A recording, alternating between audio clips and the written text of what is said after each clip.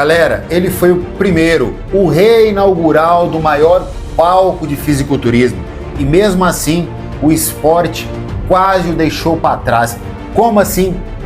Segura a respiração, prepare-se para conhecer a história insana de Larry Scott, o garoto de ouro, o primeiríssimo Mr. Olímpia, o cara dos bíceps de outro planeta que chutou o balde e se aposentou no auge, com só 28 anos. Que parada é essa? Fica comigo até o fim para desvendar o legado, as tretas, as curiosidades bizarras e o motivo desse ícone ter sido quase deletado da história. Você tá no Balonatic, o canal que desenterra as lendas. Já se inscreve e deixe seu like monstro. Bora pro vídeo.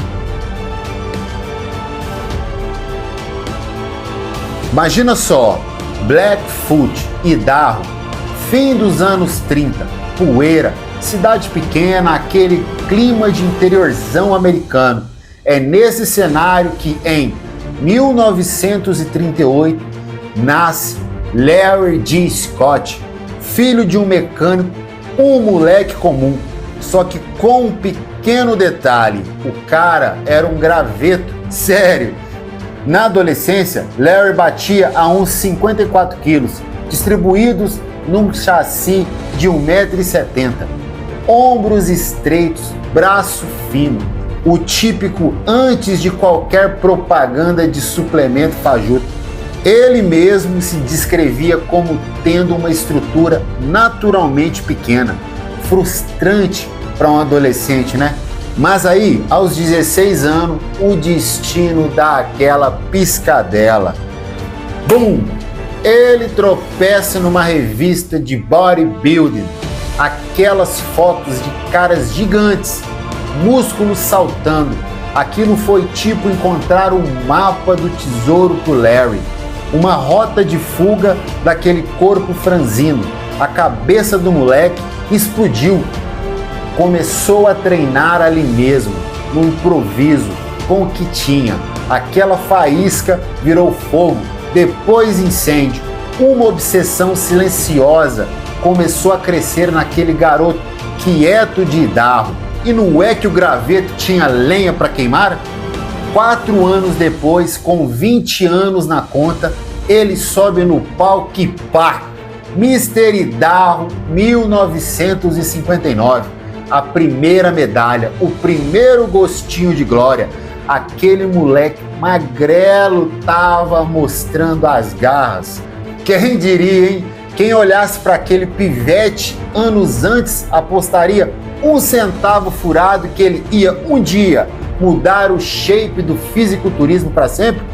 Pois é, mas Idaho, com todo respeito, era pequeno demais para o tamanho do sonho que estava nascendo ali. O destino estava chamando e o GPS apontava para um lugar com mais sol, mais praia e muito mais ferro: Califórnia. Califórnia, anos 60, o epicentro do universo. Para quem sonhava em esculpir o corpo, era o lugar para estar. E Larry Scott, com a medalha de Mr. Idaho na mala e o sonho na cabeça, desembarcou nesse paraíso de músculos.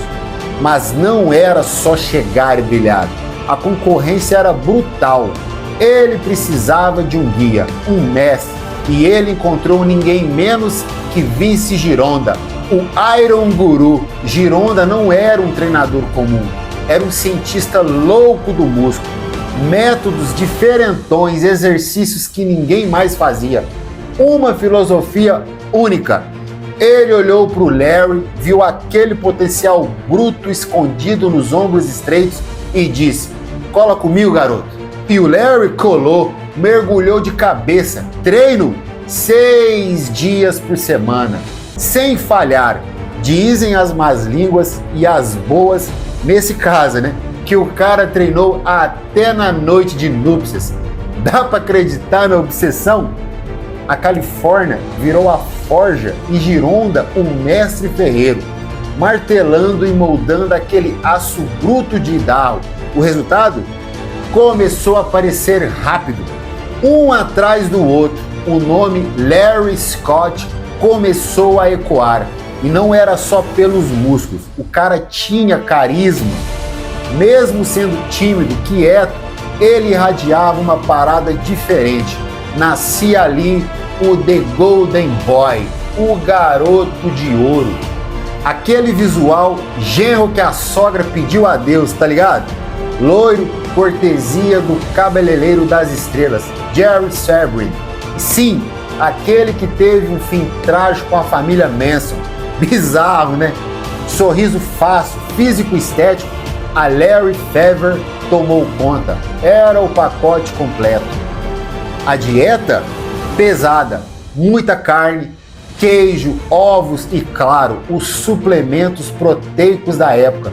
O corpo respondia, os ombros finalmente alargaram, a cintura continuava fina e os braços, os braços começavam a dar sinais que algo absurdo estava por vir. Ele estava escalando rápido demais. Mr. Universo no bolso, parecia o topo do mundo, mas ainda faltava aquele detalhe, a assinatura, a peça que o tornaria imortal Panteão do Ferro. Seus braços estavam prestes a ganhar um nome próprio.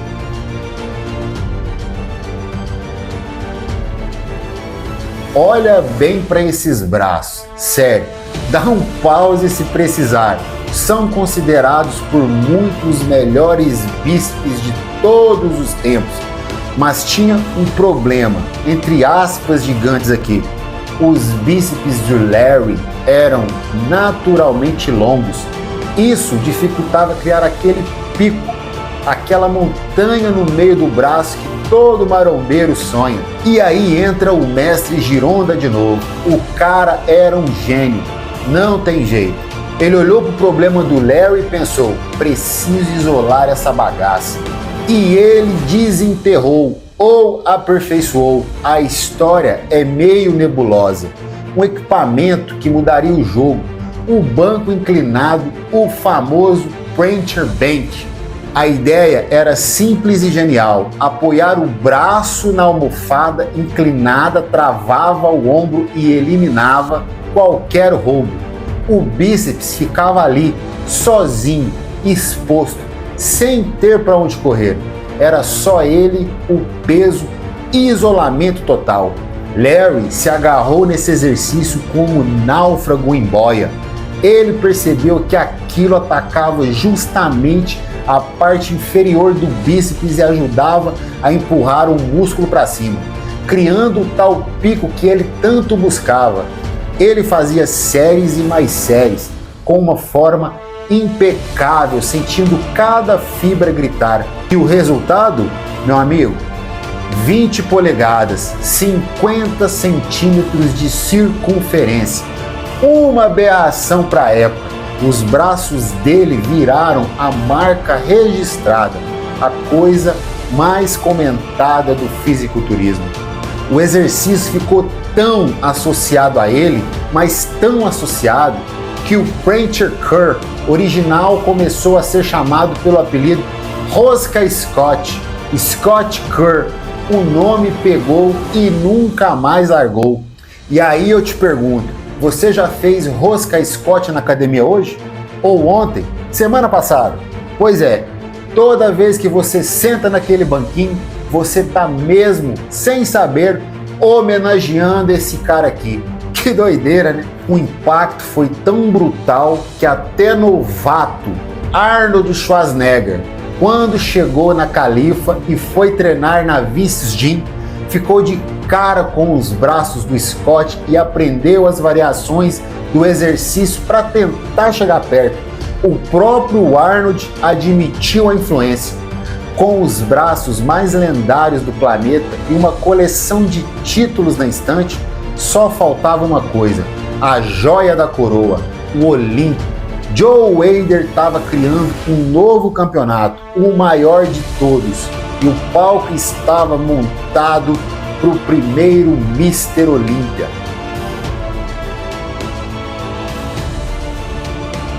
Pensa comigo, você já é Mr. América, Mr. Universo.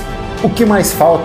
Para Joe Wader, o chefão da IFBB, faltava o título. O suprassumo. Um campeonato só para os melhores dos melhores.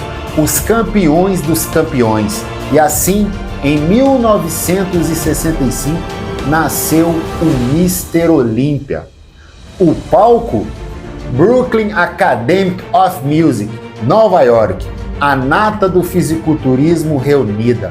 A tensão no ar dava para cortar com faca.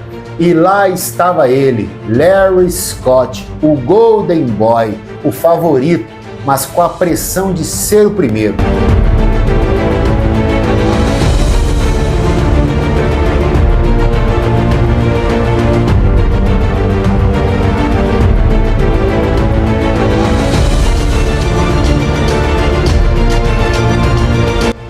A disputa foi acirrada, mas quando a poeira baixou, Larry Scott, o primeiro Mr. Olímpia da história, ele não ganhou só um troféu, ganhou a coroa, literalmente, uma coroa cravejada de joias. Ok, talvez não fossem diamantes de verdade, mas o simbolismo era gigante. Ele se tornou o primeiro homem a conquistar a tríplice coroa, Mr. América, Mr. Universo e agora o Mr. Olímpia, o rei indiscutível. Mas rei que é rei defende o trono, certo?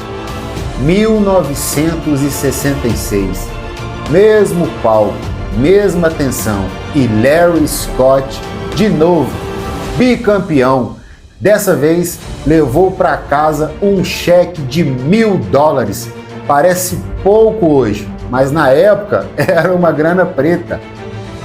A Larry Fever atingiu o pico. Ele era o Michael Jordan do fisiculturismo da época. Ídolo máximo. Nas poses então, esquece. O cara era pura arte.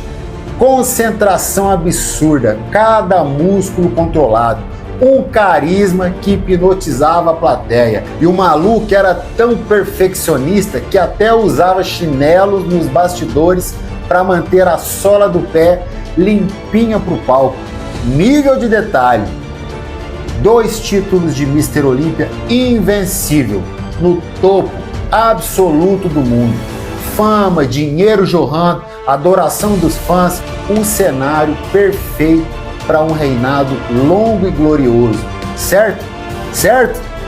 Errado. O que veio a seguir ninguém esperava. Aos 28 anos, no pico da glória, o nosso Golden Boy decidiu o impensável: largar tudo.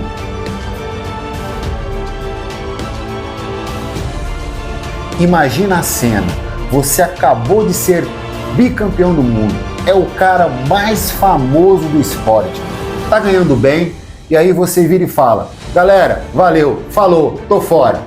Foi exatamente isso que Larry Scott fez depois do Olímpia de 66, aos 28 anos. O mundo do fisiculturismo entrou em choque. Como assim? Por quê? As teorias pipocaram. A versão oficial: ele queria priorizar o segundo casamento com a Raquel Ishikawa e sentia que já tinha conquistado tudo que podia no esporte. Já era bicampeão invicto do Olímpia, afinal. Faz sentido? Talvez. Mas será que era só isso? A pressão de se manter no topo, de treinar como um louco todo santo dia, de viver sob os holofotes, será que não pesou? Manter aquele físico insano exigia um sacrifício brutal. Talvez ele estivesse simplesmente esgotado. O que você acha? Comenta aqui. Ou será que foi medo? Medo de um dia ser destronado. Medo de não conseguir repetir o feito. Ele saiu como o único campeão do Olímpia a nunca ter perdido a competição. Uma marca histórica. Talvez ele quisesse preservar esse recorde intacto.